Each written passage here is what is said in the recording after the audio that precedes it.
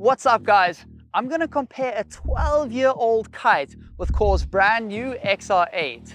That's right, this is Core's latest big air weapon, and I think you're gonna be surprised by my findings.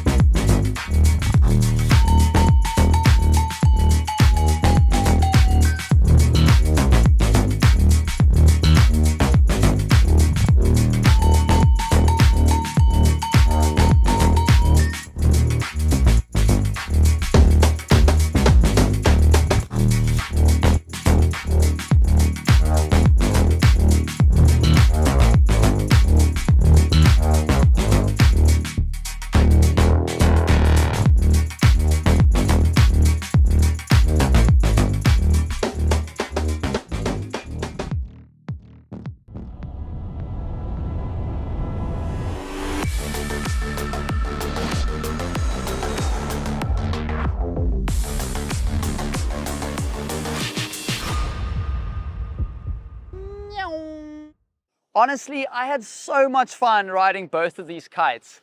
I rode the 8 and 10 meter XR8 as well as the 9 meter XR2 in Egypt.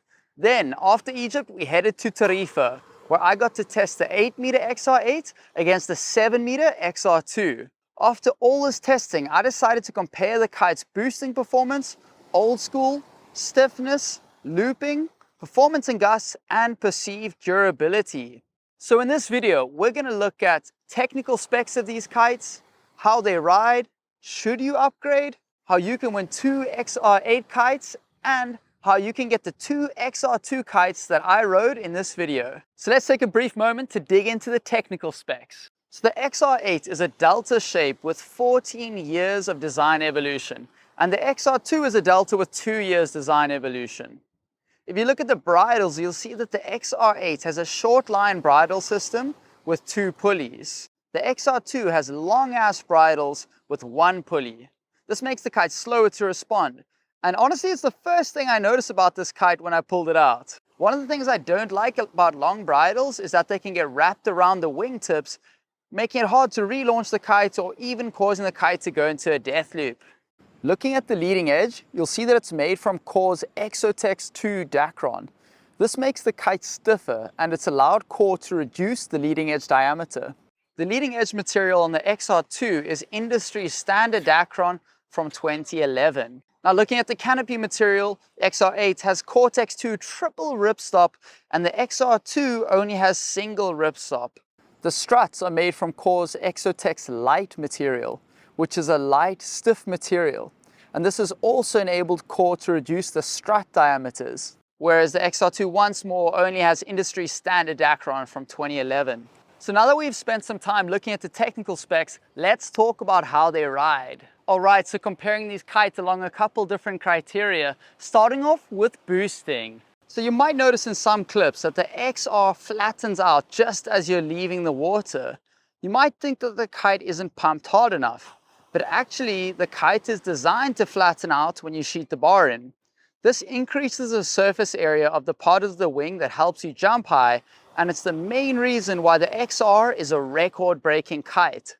So this is called intelligent arc, and both of these kites have it, even though the XR2 is from 2011. How sick is that? So yeah, I found that both of these kites jumped absolutely beautifully. I had a great time on my XR8, and I also had a super great time on the XR2.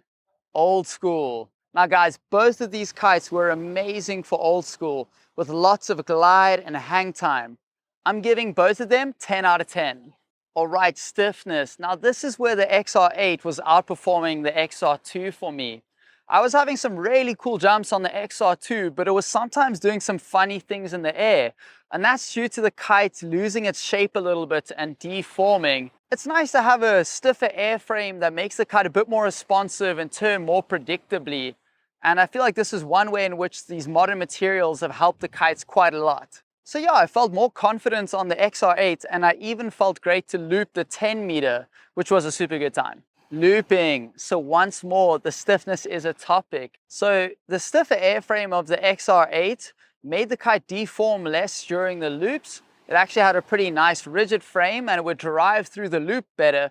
Whereas the XR2 would be doing some kind of funny things and be twisting a little bit like a pretzel in the air. It still looped great, but it just wasn't a consistent drive through the loop. Sometimes it would catch me early and give me a nice lofty floaty landing. Other times it would bend funny midway through the loop and it wasn't great, but I still had a really good time looping the XR2.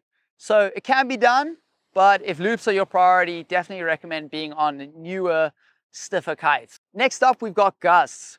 So when I rode the 8-meter XR8 back to back with the 7-meter XR2 here in Tarifa, I immediately noticed a difference in how these kites handle the gusts. Most notably, the XR8 completely ate up those gusts, and the XR2 was just pulling me like a bucking bronco. It was just like gak, gak, gak, gak, gak. Really hard to manage it. So once more, I'm not sure if it's the bridles or the changes in materials that have resulted in that, but it was definitely much smoother on the XR8 and I felt confident to be out there. But hey, I was still sending it on the XR2, still doing some nice loops, couple nice laybacks. So it can be done. Perceived durability. So guys, I obviously don't know which of these kites is going to last longer, but when I put my hands on my XR8 and I feel the materials, it feels a lot more rugged and hardy, and I think that the kite's going to last a lot longer. Honestly, I got my XR2 7 and 9 meters in pretty great condition from the guy I bought them from, but they've already started to show a little bit more signs of wear and tear and threads coming loose and stuff. So I think nowadays there's been quite a big improvement in the quality and durability of the gear. Of course, just an opinion, but we'll see with time. So guys, if you're enjoying this video, please be sure to subscribe to my channel. So guys, the question is, should you upgrade? And honestly, it depends how important performance and progress is to you. I had an amazing time riding my 7 and 9 meter XR2 for this video, so you don't need to have the latest gear. But if you want to push your limits and don't mind paying to be on the latest, best performing gear, then for sure go for it. We've got a giveaway running on bigairkite.com where you can win 2 XR8s. Just visit the link below to find out more. I've also got some excellent condition XR7s which I only used in Egypt, and you can get them for a super good price by following the link to bigairkite.com down below. Now guys, if you want to have a little piece of history, I'm auctioning off my 7 and 9 meter XR2 and the proceeds are going to Sol Tata Juba. So guys, you can make a bid for my 7 and 9 meter XR2s and all the proceeds will go towards getting the kids English lessons for the next few months or maybe even years, which is super impactful for these guys. If you want, I'll be sure to sign the kites for you. Guys, finishing off, I've got to say it's super funny to think that these King of the Air riders back in 2013 could have been out there riding on these beautiful boa delta kites, going super high and performing big airs similar to what we're seeing today, but they instead were riding on sea kites, which really doesn't make sense to me. And it's really funny for me to just see how sometimes we do things in the sports and in this industry that don't make sense, because I remember at the time, people like, oh yeah, sea kites, so much power, more aggressive loops. And now we're all riding boa delta kites and absolutely going to the moon. So everybody out there, be sure to be having a good time, regardless of whether you're out there on the latest, greatest gear, or if you're just out there on old kites from 2010 or 2011. Let's just be out there having a great time, enjoying this amazing sport and being out there in nature. Thank you so much for watching my video. Please be sure to subscribe to my channel to catch more. Please be sure to leave any questions or feedback you got in the comments down below and give a thumbs up so YouTube knows that this video is cool. Muchos besos. Adios.